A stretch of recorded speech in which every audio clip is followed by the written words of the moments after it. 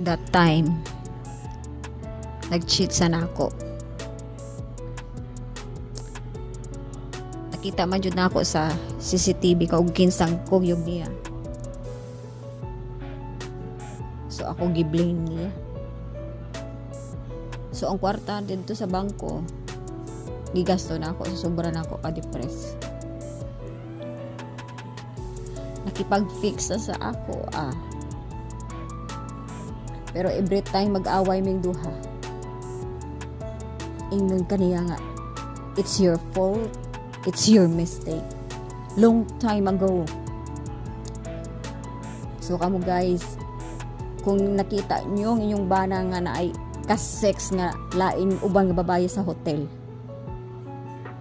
mapurgat ninyo for how many years nga buhat nga ang anak sa inyong husband.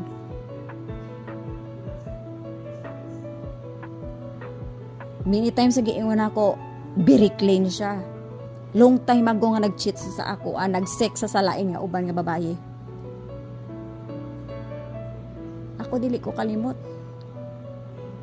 Gipatawad ko siya pero ang sakit na Murag wala ra sa iyahang sakit nga gibuhat niya sa ako Pero once it-touch na akon ang iyahang kalipay, kanang mga person, yung mga involved kaayo, tanan ako ang happiness, mawagtang.